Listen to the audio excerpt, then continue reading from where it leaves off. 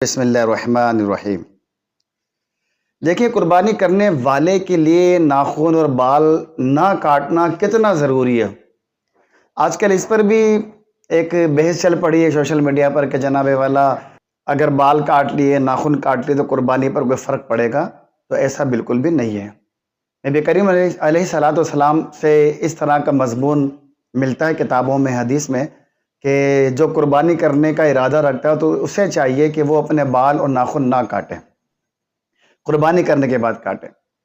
तो अब ये जो हुक्म है इस्तिहबाबी है, यानी ये अमल मुस्तहब है। अगर कोई शख्स कुर्बानी करने वाला, उस पर कुर्बानी वाजिब है, कुर्बानी करना चाहता है, अब वाजिब नहीं है, कुर्बानी की नीयत सिर्फ जानवर ले लिया, तो अब बाल ना काटना ये अमर मुस्तहब है कि बेहतर ये कि ना काटे। अगर कोई काट लेता है तो उस पर कोई गुनाह नहीं है और ना ही उसकी कुर्बानी पर कोई फ़र्क या हरज वाक़ होगा।